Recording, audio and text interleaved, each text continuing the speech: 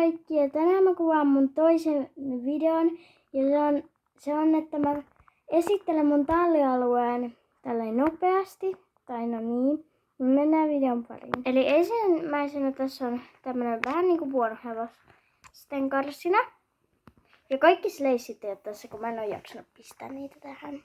Ja tässä on tämmönen talli, tämmönen pikku talli vaan, ja sit tuolla on niinku rehula vai purula. Mutta tältä se näyttää. Sitten täällä on pikkutalli, toinen talli. Siellä on 4 hevosta yhteensä. Ja sitten täällä on tämmönen taukotila tai joku.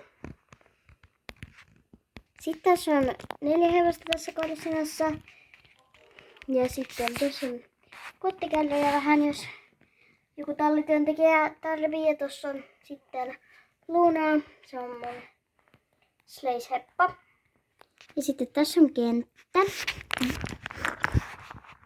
Tuolla reunalla on vähän kukkia ja sitten kiviä. Ja tää on tämmönen peruskenttä. Ja sitten tässä on yksi karsina.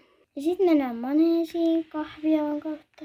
Jotenkin se on. Ja tuolla on Leena pitämässä tuntia ja tuolla on ratsastamassa Emina Felixillä.